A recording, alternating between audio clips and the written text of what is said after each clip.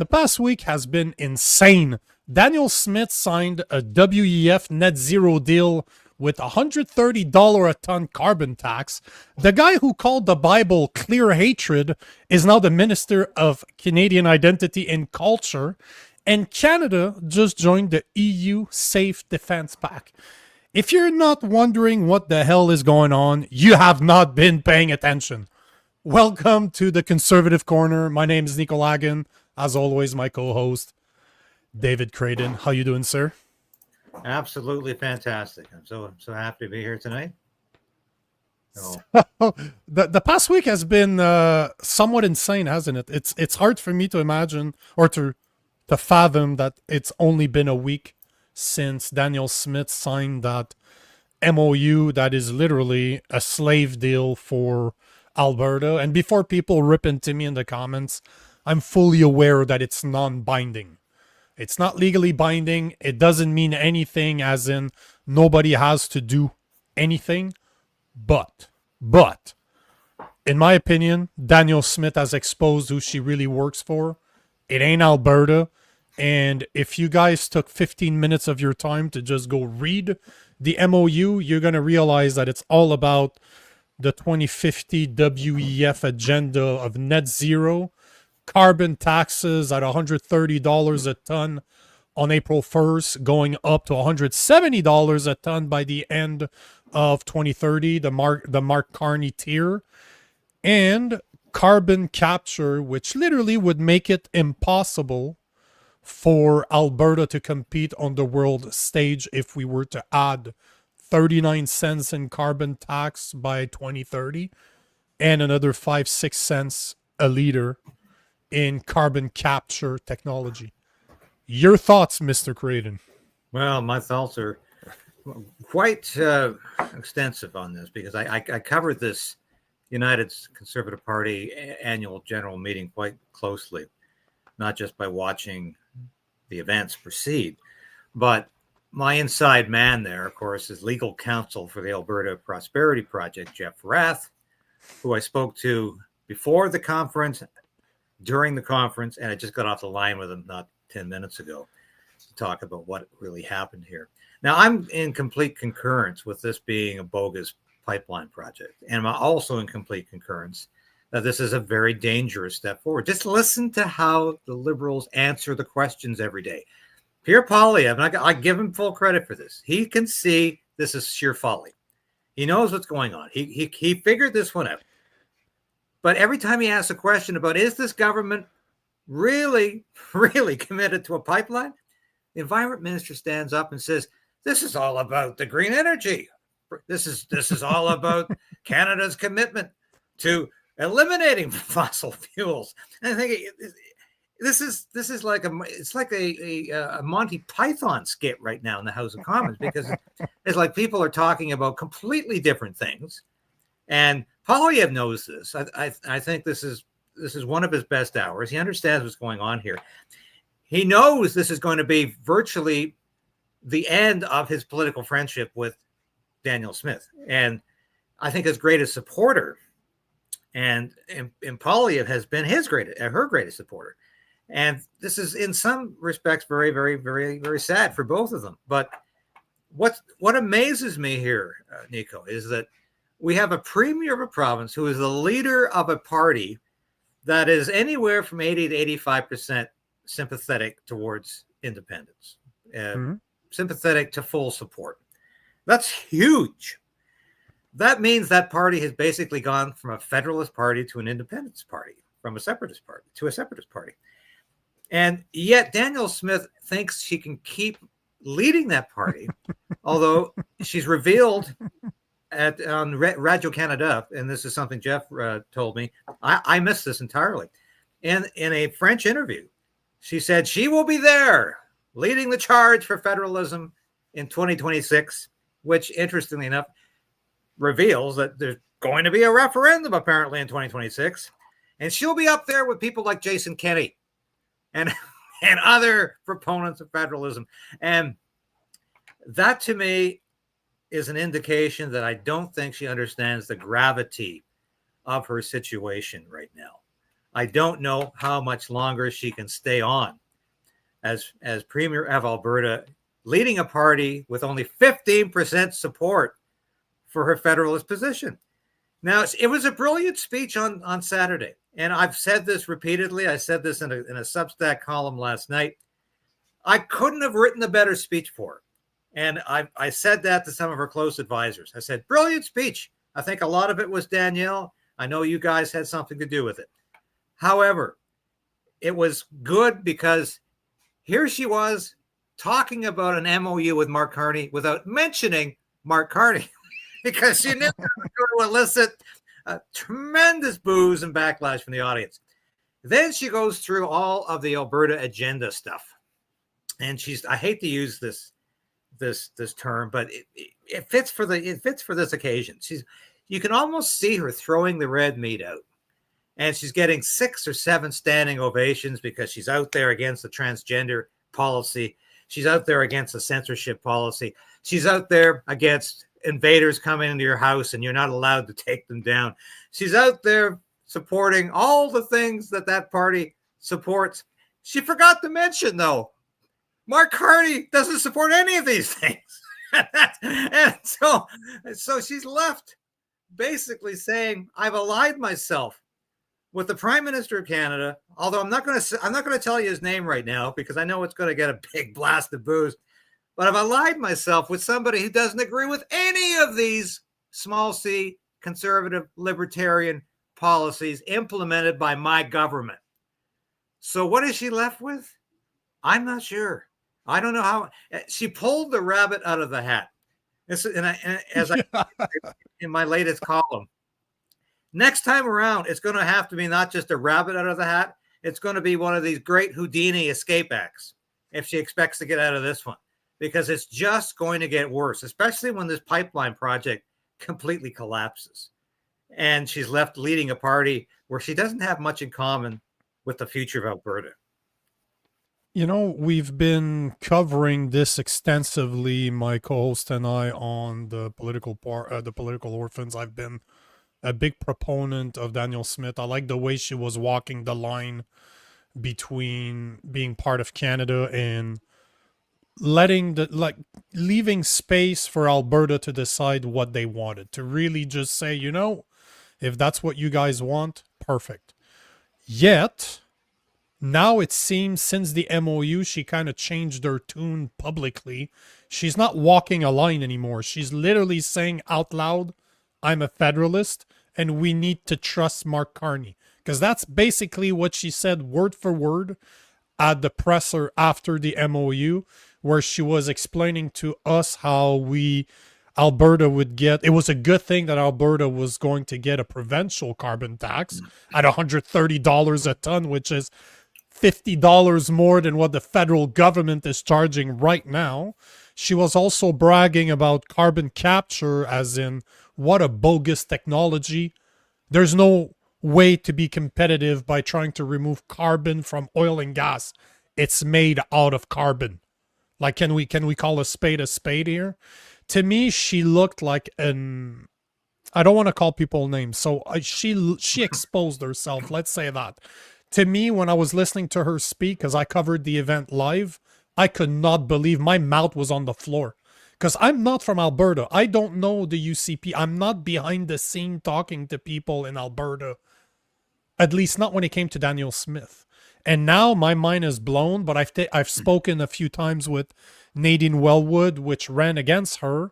And she's like, she's been saying that. What's so surprising about this? She's been saying that for years, that she's a federalist, that she doesn't want Alberta independence. Yet, even when she was asked, because Jason Levine was able to ask her a question during the AGM, and he asked her if she was given a new mandate, as in the people of Alberta would after the referendum would say, we want independence, would you take that new mandate and apply it and make sure that it happened? She avoided answering the question completely. She ran around the question like a good politician. She was politicking.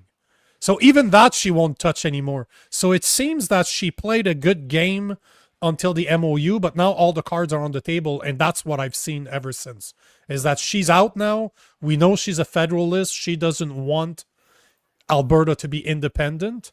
Yeah. But the question I have for guys like you and for the people in the audience, because again, I'm on the outside. I just chose to cover Alberta's independence very seriously because I knew mainstream media and even the conservative, and I say conservative as in I'm air quoting here, the conservative content creators are not calling it for what it is.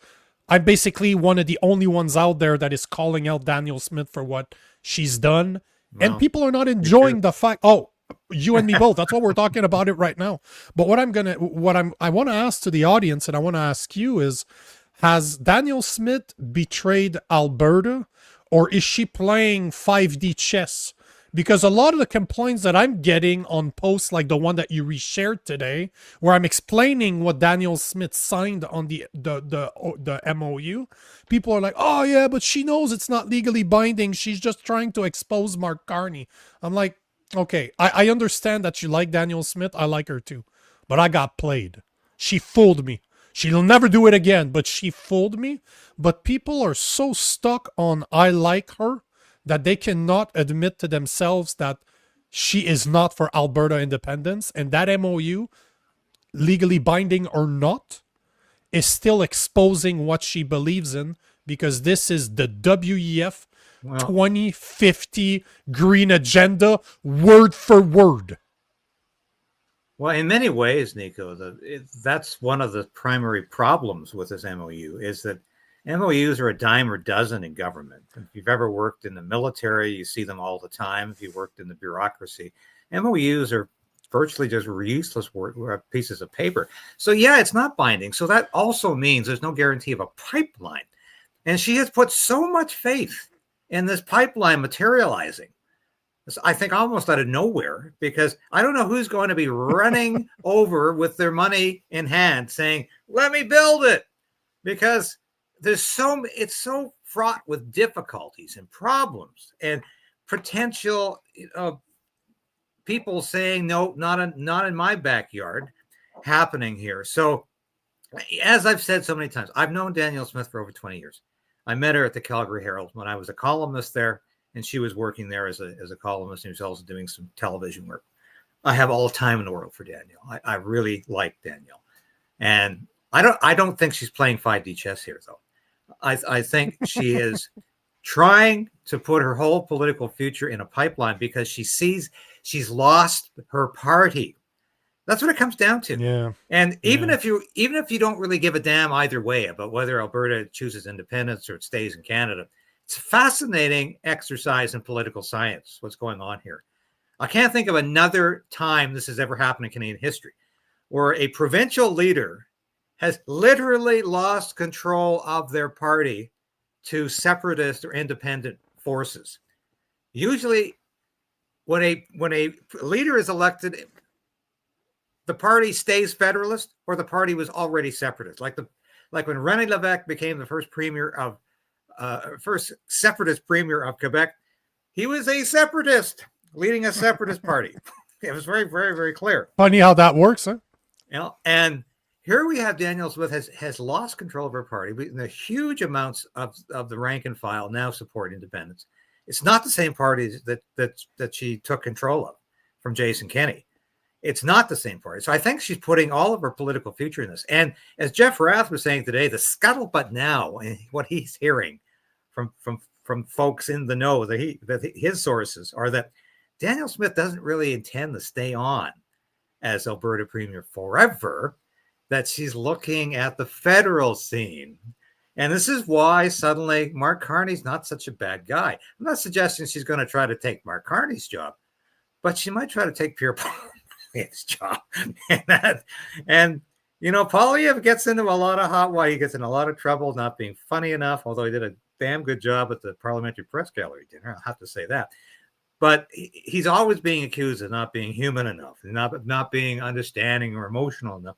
Danielle Smith, of course, is all of those things. She's a very likable individual. So I don't know if she's got that in the back of her head. I interviewed her recently, and like I think I told you, when Mark Carney came up, my jaw almost literally dropped when she said, Mark Carney's not like Justin Trudeau. It's, Alberta alienation, Western alienation, that's all Trudeau. Mark Carney's here now. And I was what? I just couldn't, I couldn't. Is this Danielle? I couldn't believe it because, she has been a little duplicitous about separation. And I didn't for a minute doubt that she's a federalist. And I think she's made that relatively clear. But she has used the threat of separation to threaten Ottawa, to get what she wants from Ottawa by saying, whoa, you guys, if you don't be nice to us, we've got all these independent people, these people who want independent, and it's growing in popularity. And I'm not going to try to stop it. I'm going to be a neutral arbitrator for the time being. If that's what the people of Alberta really want, then that's fine with me. I'm not going to push it either way. I knew she was a federalist, but I didn't think she was exploiting the central Canadian fear of separation, of independence, the way that she really was, to the point that she's turned everything on its head. And now Mark Carney's her best friend. And if you saw that greeting, I showed it on my show last week, where she meets Mark Carney, and juxtapose that with the time she met Justin Trudeau at a health minister's conference, and Trudeau was literally putting his thumb into her finger when he shook hands with her to make her feel like she was subservient to him. Well, this time around, she comes over and she embraces Mark Carney, Mr. Prime Minister. I thought, did you hear at the presser before they signed the document? Because it went live before they signed the document. They sat down. She looked at him. She's like, okay, so what you're going to do is you're going to sign the document. And as soon as it's signed, you're going to look up and smile at the camera. Mark Carney looked at her and said, yeah, but what if they're taking pictures? They're all laughing, but I'm like, those are not enemies here. Like, let's be clear here. Those people like each other. They know each other. They've interacted with each other. But it's the second time somebody tells me that she wants to be PM, and that's what she's doing right now. That she basically declared that she's a federalist out loud for everybody to know, because her plan are to get the conservative leadership, which would be Pierre Poilievre's job. And maybe that's why they don't like each other anymore. That's why Pierre Poilievre is ripping into her so much, because he got it. Maybe they had a conversation behind the scene, and I think she so. slipped. She probably told him, you know what, your days are counted, and I'm coming for your spot. It wouldn't surprise me. She looks like the type of woman that's not too scared to say things like that. But there's before we talk about Jeff Rath, because man, he got a massive ovation. Like, he's basically, the ovation that he got literally lasted 45 seconds, to a point where he wasn't even able to finish his question because people were clapping so hard. I just want to take a couple of comments here, because they're worth speaking, because I think there's a massive misunderstanding. Don't poke the bear 4190 is saying no industrial carbon tax will be raised until there's a pipeline built. There's so many backwards woke people involved. It's a lost cause from the start. Actually, that is incorrect. If she follows the MOU, the first thing that comes into place is a carbon tax on April 1st. They need to have an agreement for a provincial-led carbon tax at $130 a ton. And let's say that they stick to the MOU. They have until 2040 to complete the construction of the pipeline. So no, Alberta is going to get a carbon tax way before a pipeline is ever built. And it will start, as per the agreement, is April 1st. And then it's carbon capture, I believe, by July. So they need to start, because they need the money to fund the carbon capture pathway project. This one I like. This is one of our followers off of Rumble. MOU, memories of you fucking us. Yes, that is 100% correct. So can you tell us about Jeff Rath? What was your impression of that video? Because you weren't there. You weren't at the AGM either. But wow. No, talk about an ovation. I'd spoken to him just a day beforehand and getting his opinion of what was going to transpire. And as he told me afterwards, he did that. He said, I took quite a risk in doing that because I didn't know how many people were going to be standing up and cheering. Because I could have said, the majority of people here are supporting independence. Nobody would have got up. I would have looked like an idiot. But he said, I took the chance and I did it, and it really did pay off to show you how many people there are supporting independence. And and he and Danielle were have been friendly over the years. I don't think they are right now. Last time I mentioned Jeff Rath to Danielle Smith, she looked at me like, let's talk about somebody else. But it was interesting because Jeff really has his pulse on this, and he was reluctant to agree with me that this was Danielle Smith's speech of a lifetime.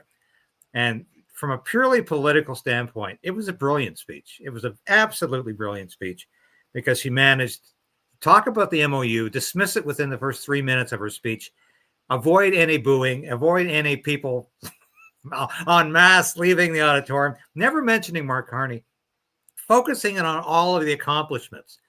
Some of them might happen. A lot of them are genuine accomplishments. I have to give her that, what she's done on the whole transgender file.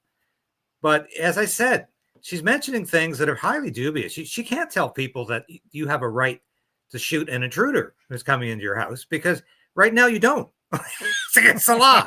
It's the criminal code. Is still the criminal code. And this is something Jeff Rath was saying to me.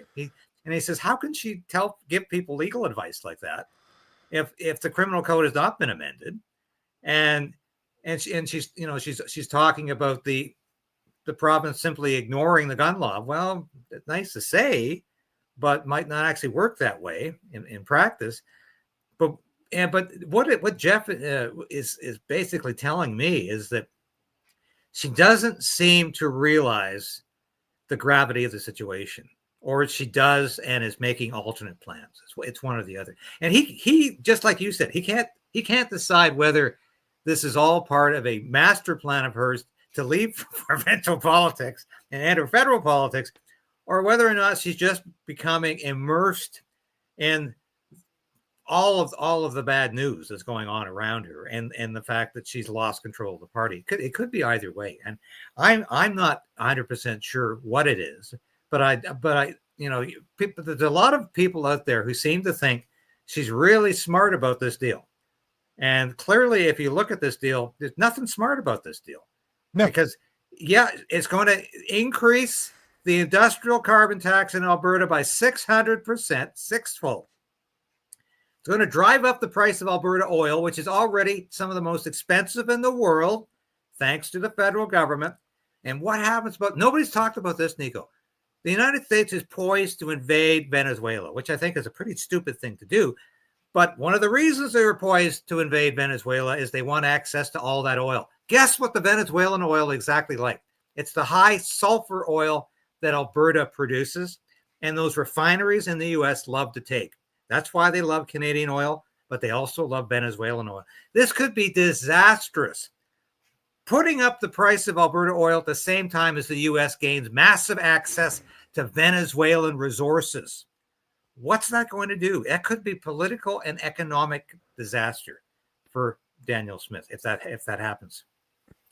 I did the calculations, and you're looking at about 20 to 30% increase of Alberta oil over market price. So if they are implementing the carbon tax at 130 to 170, and they're implementing the costs related to carbon capture, Alberta oil will be at least 20% over the world market. So it will be unsaleable. But, I was digging into this last week, and I kind of went down a rabbit hole, and I came up to the conclusion that what's Mark Carney been saying for months now, that Canada is going to become its best customer. So can you imagine if the U.S. doesn't want our oil anymore because it's too expensive? Who's going to have to buy that low carbon bullshit oil and gas? Canada. So just like hydroelectricity in Quebec, where we produce the most hydroelectricity in the world, yet we pay more than what we sell it to Americans, this is what's going to end up happening in Canada. We're going to end up having to buy our own oil.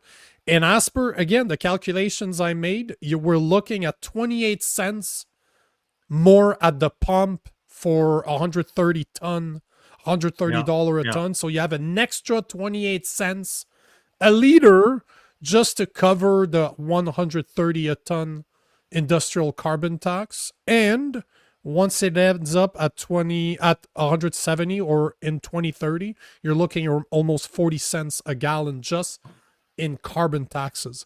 How are we supposed to pay for all those taxes, considering that as per Fraser Institute, Canadians, the average working Canadian spends 42.3% of its income on taxes, federal, provincial, or municipal. I did a research. You know how many taxes we have in Canada right now? Over 100. So depending who you are, you may face 100 different fucking taxes in Canada. And all I hear is more money for the Ukraine. We're sending another $250 million, although Zelensky and his ministers are under investigation for corruption. Surprise, surprise. It's probably pretty tempting to play around with $300 to $400 billion in the past couple of years. But all to say that it seems that all our politicians, and it doesn't matter that you're a leftist or rightist, all seem to believe that we're made out of money, that we can afford to pay more taxes, to pay more at the pump. I don't understand how we're going to continue this way. Maybe that's why MAID is so popular, right? You don't like paying taxes? Maybe have you considered MAID? That's right. That'll be the next eligibility criteria. Yeah. Are you paying too many taxes? Yes. Consider MAID. Do you see the bitter irony in this whole scenario here, Nico? And I think you do, but perhaps you didn't exactly spell that out, which it's beautiful analysis, by the way, in terms of what this is going to do to outprice Alberta oil. But the irony here is that Danielle Smith has got this pipe vision, this tunnel vision on this MOU, because she sees it as a means of selling Alberta oil to the world. Exactly. However, the process to get there is going to mean nobody in the world is going to buy it. And that to me is a horrible irony for the people of Alberta if this turns out this way, because this is almost like a nuanced national energy program. You remember what Trudeau wanted to do and what Peter Lougheed, the Alberta premier at the time, objected so strongly to, is he wanted Alberta to sell its oil to the rest of Canada at a reduced rate, not the world price for oil. And of course, Lougheed said, well, we can't do any development. We're going to be losing money hand over fist if we sell it to Canadians at a subsidized price. So Lougheed won. Trudeau backed off on that one. But this is like the price of Alberta oil is going to go through the roof. And who's going to be making all the money off of this? If in Canada, it's going to be the federal government collecting tax after tax after tax. And we won't be able to sell it to those global markets. This is almost like, you think Mark Carney had this one figured out? Because, we like to say that the guys, we both agree on this. He's not a moron. No. I think he's imminently corrupt, but he's pretty damn smart when it comes to the big finance stuff, the high finance. I think he had this one figured out. It's going to come 100%. down. He's going to hijack Alberta oil. He's going to sell it to Canadians at the highest price in the world and reap the benefits. And once that again, is exactly what do you what bet I call Brookfield is involved here someplace? It is. It is. Actually, Brookfield is involved in carbon capture through a company called Entropy. So the technology that Pathway Project is putting in place is a technology that I believe, don't quote me on the price, but I believe it cost Brookfield $2 billion to buy Entropy. So no, they're all connected in the same way as Brookfield just received a $4 billion contract from the Ukraine, after I've been saying for almost 10 months now that Brookfield has been negotiating with the Ukraine department that will be rebuilding the Ukraine once the war is over. So is it a surprise that Mark Carney promised them billions already since becoming prime minister, and he's getting billions back in Brookfield? Just look at the share price of Brookfield since April, since Mark Carney was elected prime minister, it has gone up more than 33%. Wow. It's insane. It's absolutely insane. Yeah, it is. I want to take this one before we change the subject. I want to take this one because, again, this is something that I get all the time. Making us look silly. Subdog is saying, stop this crap. She has to try to start something now. You guys are making us look silly. Danielle Smith is making you look silly, brother. Brother, come on. Read you know what? Have you read the MOU? Because if you haven't read the MOU, don't post nonsense. Inform yourself first. You don't have to believe me. Don't believe me, but don't believe Danielle Smith either. Take 15 minutes of your time. Go read the MOU. There's a good reason why I've been posting every day about this over the past week, because people believe little 15 seconds reels. They believe little memes that people are putting together. What are the wins of the MOU? And they don't take the time to go read the MOU for yourself. If you're going to argue with me, which I hope people do, go check the MOU. Read it for yourself. It's clear as day. It is the WEF 2050 net emission zero. This is like the third or fourth sentence of the document saying that Alberta and Canada are committed to the net zero 2050 agenda. This is black on white. So just read the MOU. You'll see it for yourself. Unfortunately, it sucks to be played. And that's what I think is happening with a lot of Albertans, is that they feel they got played by Danielle Smith. I don't know what this individual is talking about when it says she has to start someplace or somewhere. The point, that's the very point. This is a non-starter. There's absolutely no guarantee of a pipeline. And Mark Carney's put everything in place to ensure that nobody comes forth and says, I want to build this pipeline. And it's not going to happen without private sector financing.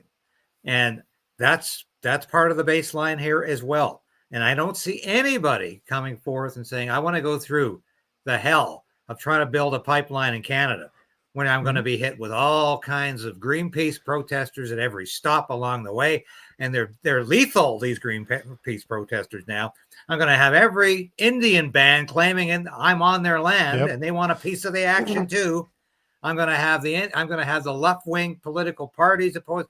Do I really want to go through that? And Mark Carney is just smirking in the distance because he's getting what he wants. I don't know if Danielle Smith is going to get anything out of this. To me, it was political suicide, at least on the provincial level, what she did last week. Mark Carney, there's a good reason why Mark Carney didn't stick around. He signed the document, got up, and he left. He wasn't there at the presser. Yep. So this is not surprising whatsoever. But I feel bad for Albertans because I do understand why they want to separate, considering how they've been treated for the past 10 years by Ottawa. Unfortunately for them, and that's probably exactly why Jeff Rath got such a great ovation. He just introduced himself. Hey, I'm Jeff Rath. Woo! People knew where he was going with this. They already knew he was going to talk about independence. And I wouldn't be surprised if what Danielle Smith did last week is going to make the independence movement even stronger, because they thought they had somebody to do it. They feel they got lied to. Now they just need to find somebody else to do it. But it's the next few months is going to be very interesting, because Jason Levine was saying that maybe she's going to declare a snap election to make sure she gets reelected right now before it gets too bad. So we'll see. We'll see what happens. She has until April 1st to decide, is there going to be a carbon tax? Is she breaking her own MOU? I guess we'll have to wait and see. But one thing that's definitely... Do you have something else to add to this before we? I don't think Jason's correct about that, because if she calls a snap election, there is an imminent danger of the party splitting in three directions, and the NDP winning that election. She is not in a position to call any snap election and with any confidence she can win that, because that could be a three-way split in her own party. And we could have the progressive conservatives gobbling up a little piece of the conservative vote and the NDP coming up the middle. So that, I don't think she's even going to consider that. I really believe she thinks, you have to remember, like, if you follow Danielle Smith over the years, this was somebody who crossed the floor when she was in the legislature. She was the leader of the Wild Rose Party, wildly and widely anticipated to win that election to become the first female premier of Alberta at that time. I was one of the columnists at the time saying, Danielle can't lose. Well, she lost. She lost that. And then when she crossed the floor, people thought it's the end of Danielle Smith's career, political career. And so I never sell her right. I never sell her short.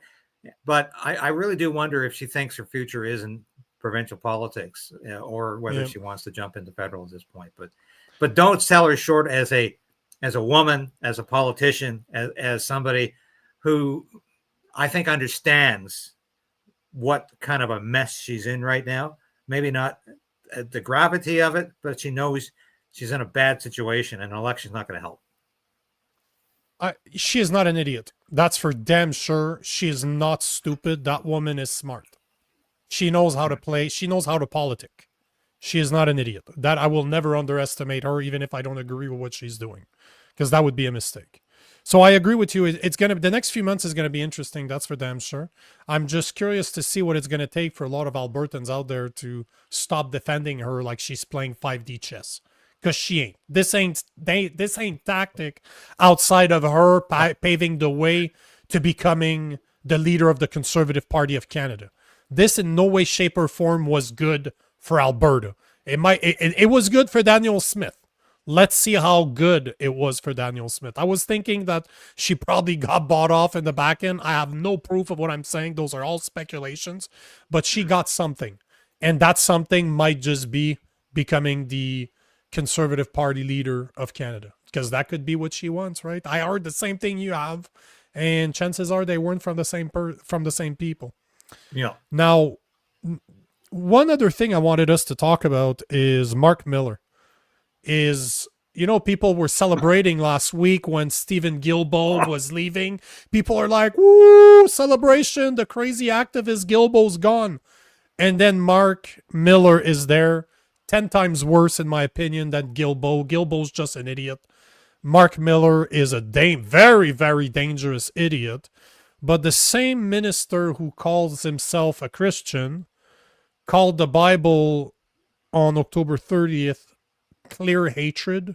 He repeated it 2 days ago, saying that it was hateful, that passages about homosexuals were hateful. And as the Canadian Identity and Culture Minister, he is now responsible for retabling Bill C-63, the Online Arms Act. And if we believe what Sean Fraser has been saying for the past few months, this will be retabled before the end of this session, which means before the 18 or 19 of December. So we're looking within the next 2.5 weeks. Bill C-63 is going to be retabled, and that is the most censorship bill that Canada has ever seen. And by the way, for the people that are out there, I got Bruce Pardy, the Queen University law professor, joining me at 8 tonight on my channel to speak about Bill C-9 and Bill C-63, because I learned a lot from that Bill C-63 from the episode he made with Dr. Peterson, Jordan Peterson, about 1.5 to 2 years ago. He kind of blew my mind on that one. But what do you think about Marc Miller, about the fake Christian that calls the Bible hateful? Well, it's a subject matter that I'm very, very apt to talk about, because I have fought these censorship bills since the inception. And yes, you're quite right that Sean Fraser in September, I think I remember you saying, can you send me that clip? Actually, he promised to bring this back by the end of this the fall session, and I think he will, probably next week. And I predict it's going to be called the Online Safety Act now, because everything's good for you. It's all safe. It's all safe. Mm-hmm. Marc Miller is.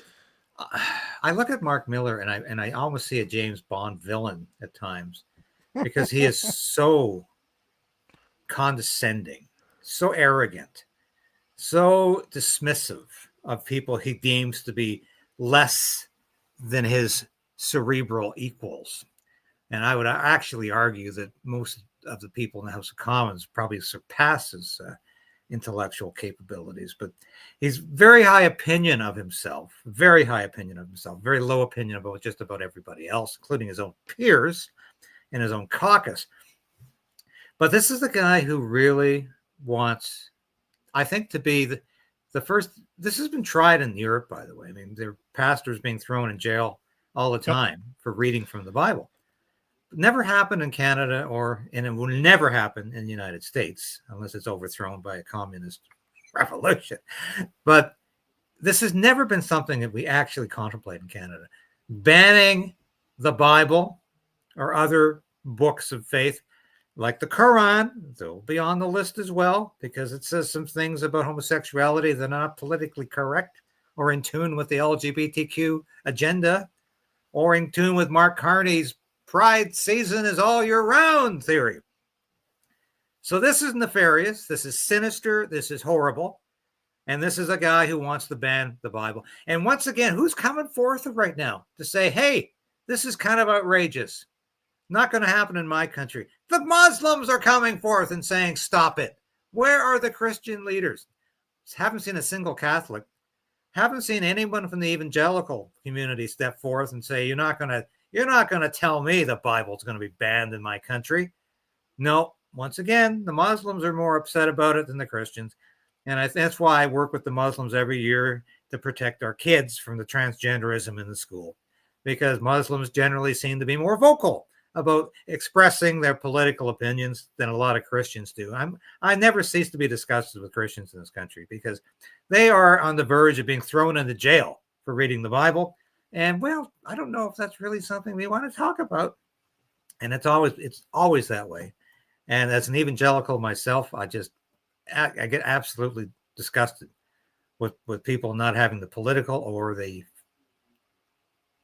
religious or conviction, courage to come forth and fight this. But Marc Miller is a dangerous man in that position, much more, I think, dangerous than Guilbeault, because Guilbeault was focused on the environment, even though he was in this, what do they call identity and culture? It used to be heritage. I don't think he wasn't expressly into, he was always trying to find some environmental things to do in that portfolio. And I have to say, at least he had enough principle to leave the cabinet when he thought it was all going down the drain, which of course it's not. but at least he had the principle to leave the cabinet. And I guess the NDP doesn't want him either, but maybe he can join with Elizabeth May and make it a party of two. I don't know, but can't say I'm sorry to see Stephen Guilbeault leave, but I think I'm even more unhappy to see Marc Miller back, because this guy really, really grates on me.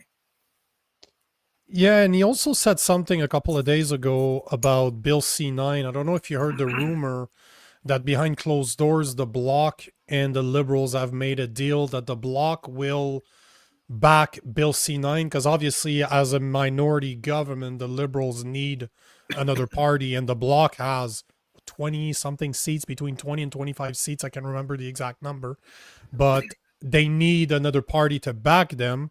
And in order to do that, it's being said, at least the National Post reported on that a couple of days ago, saying that as long as they remove the good faith portion of section 319 in the criminal code, meaning that religious texts like the Bible will no longer be protected against hate speech laws. Basically, as it stands right now, the criminal code calls for up to 2 years in prison if you commit a hate speech crime.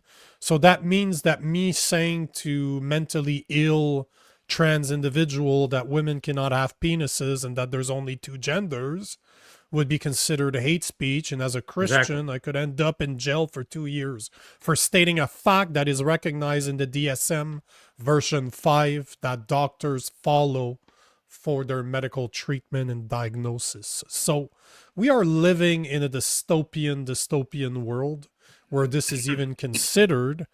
But that one worries me. I got to tell you, now that they have backing from the Bloc Québécois on Bill C9, that one has me worried, because this means that we're already past the second reading if I'm not mistaken, on Bill C9, it's went to committee. That means there's going to be a final vote, and the bloc backing them means it's passing. We have Bill C63. Is it going to be the same thing?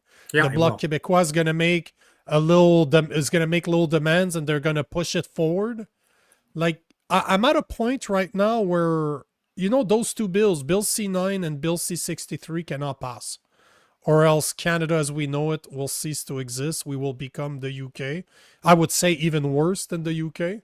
But we are on the path of complete censorship, and the average Canadian is still asleep, too busy watching football, watching the World Series, watching whatever the fuck series is on Netflix right now, instead of paying attention to the fact that Canada's censorship is about to begin. We will now, or very soon, not be able to speak the truth without facing criminal consequences, as in going to jail for words.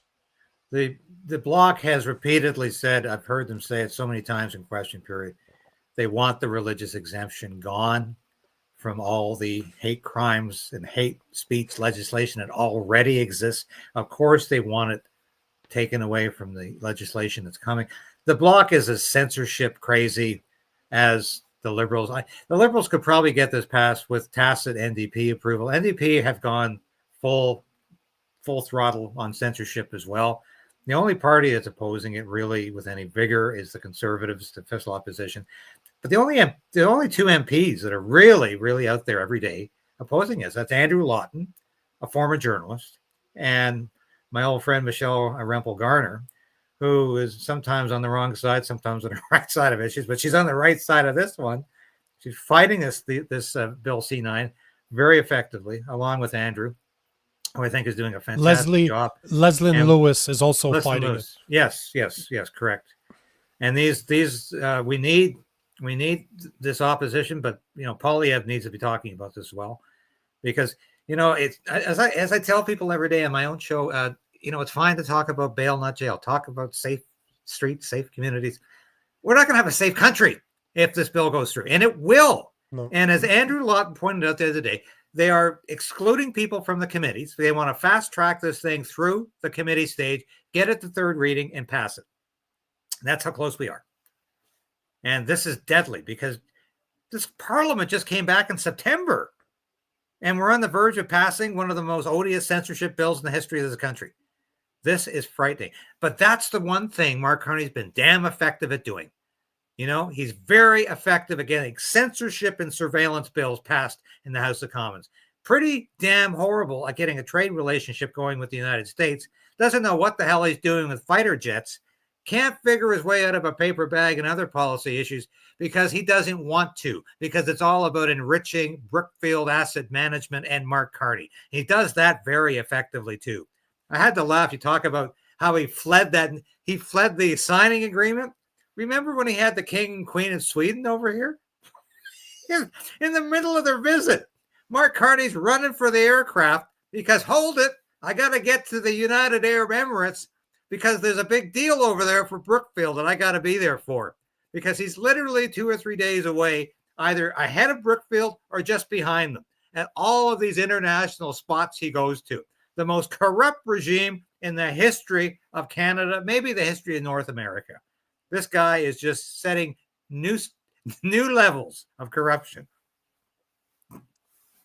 And this is a question I'm going to ask Bruce Pardy in a few minutes, over the next 40 minutes, is what can we do at this point? If this bill, if Bill C9 and Bill C63 pass and they become law, what can we actually do? How fast will the first case go to court? Because it's not going to take long. Because if you read those bills, by the way, guys, there's no timestamp on this, right?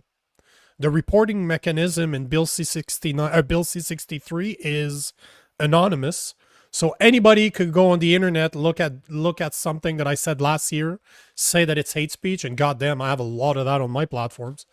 They can they can say whatever they want about a post that I made, report me to the government. I will be anonymously brought to court for words. So it's not going to take long for us to see the first cases if those become law. But are we really seeing the end of Canada, or am I being extremely pessimistic? Because I wonder, am I the one that is overly crazy here? Or are those bills really the end of somewhat a portion of free speech that we have in Canada? And I want to get an opinion from a law professor. But it's not looking good for us. It is definitely not for you and I that do what we do. It's not looking good. But as I've said all week, this is my answer to the government. CSIS, if you're paying attention to this, you can go fuck yourself. You can try to censor me all you want, asshole. I'll never fucking stop. So I think that's, to answer your question, I think that's the attitude we have to have. Every yep. day on my show, I like to talk about resolve to resist. That's what we're doing. We're fighting back. But is this as bad as you say? Are you being overtly pessimistic? Not at all. This is going to be catastrophic. This is why every day I keep flapping my gums about this, because this is really all that matters. It's not, we don't live in a country run by cliches. And I don't care if you're a liberal or conservative, they love to talk in cliches and talking points. And all we got to get tough on crime, and we got to save communities and blah, blah, blah. You don't have free speech, you've got nothing. You don't have anything. You're losing your foundational right. Without free speech, you don't have a democracy. You don't have freedom. You don't have a country anymore. That's what this means. And I don't know how hard I have to shake people to get this into their little heads. This is the end of Canada as we remember it, or as we still know it vaguely today. This is horrendous news, and I predict it's going to pass, because look what happened to the UK. The UK, Great Britain, the cradle of modern democracy, the cradle of modern democracy, the birthplace of the Magna Carta, the birthplace of free speech, that these peasants would think they could talk back to the king.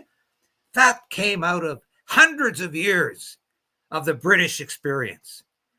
That has been eradicated within 10 years of mealy-mouthed conservative, followed by a Labour government, a ravenous Labour government under Herr Keir Starmer, that wants to eliminate free speech and individual rights in that country. And he's done it. How many people? Thousands, tens of thousands of people are now littering Britain's prison for being so-called keyboard warriors. And I'll tell you, it's not just the politicians. The judges are gleeful about this. When you watch some of these people, it's like they're talking to rapists or mass murderers. They're talking to them like, well, you thought you were going to get away with this horrible crime of disagreeing with the government narrative, of daring to have your own opinion. You're going to jail for 3 years. It's absolutely outrageous. But no, you can't overstate it right now. We are on the verge of losing our democracy and our country. And I don't know how I'm going to react to this. A part of me wants to say, get the hell out of this country. Yeah. Find some place where freedom still exists, because I don't think it's going to exist here much longer. And I don't know if there's a way out right now. The last time we were on this show, Nico, you mentioned something that nobody else that I've seen in any sort of media position has talked about. Pierre Poilievre had a chance to bring this government down before his own non-confidence vote. He didn't want to do that because he was playing politics. He was playing the blame game. I think that was the last chance we might have had to save freedom in this country. And as my advice to the Conservative Party of Canada, look at the 1957 election with John Diefenbaker. He ran on a anti-corruption platform against the Liberal government that had been in power for 22 consecutive years. Mackenzie King and Louis Saint Laurent. And he said, this government's so cozy with the corporations, so cozy with big business, so cozy with the establishment, we need a change. Pierre Poilievre could have done that. He could have talked about corruption. This is the most corrupt government in the history of Canada. We need to get rid of it. But he didn't want to do that because he was afraid of being blamed for what? A Christmas or January election? Oh, can't have that. We'd rather sacrifice our liberties than consider having an early election. No, that was a gross and grave error. And you pointed it out, And I think we all need to start pointing it out. I'm still pointing it out right now because one of the decisions that I took, I was trying not to be the asshole that I can be with the other so-called conservative content creators out there. As you know, I tend not to want to name them, but I'm really tired of this shit. So the Mario Zelaya, the Jasmine Lane, the Mark Nixons, the Moose on the Loose, the Northern Perspectives out there, they're sucking Pierre Poilievre's cock so much that I can't believe they're able to speak. But they're not calling this. They're not talking about this. They're still defending Pierre Poilievre like that guy can do no wrong. They were praising Danielle Smith for the MOU like it was a win. I don't know what it's going to take. Again, I don't know if they're taking money from those parties. I don't know if a phone call every now and then from Pierre Poilievre is enough for them to walk the political line. I don't know. I'm not aware of the deals that they have behind closed doors, but those people are not conservatives. As in small c conservative, they are shills for the Conservative Party of Canada. And I'm really fucking tired of seeing them yap their mouths every single day while continuing the same cycle that we're seeing right now. Nobody's going against the Liberals. Nobody is pointing out the fact that the Conservatives have sat on their asses and are as responsible for what's happening to us as the Liberals are. And I'm tired of this shit. I'm really fucking tired. And I don't know what it's going to take for Canada to wake the fuck up, but I think it's going to need, those bills are going to need to pass. People are going to need to start getting arrested left, right, and center for the average Canadians to wake up that the people that you're following on the social media don't give a fuck about you. Just like those politicians, they don't care. Because if they did care, they would be saying the exact same thing I've been saying. Read the fucking MOU. Read C2, C8, C9, C12, C63. Those things are going to change Canada to a country that we will never recognize. My son will never get to fucking experience Canada the way I experienced it. And people are just, oh yeah, but you know, Mario's saying that we're going to be okay. Yeah, no, that motherfucker doesn't know what the fuck he's talking about. I'm just fucking irritated with this shit. I'm really tired of this shit. So I'm sorry, I wasn't intending to go on a fucking rant, but I'm really irritated by all this shit. Really pisses me off. I feel like I'm on the Joe Rogan show here.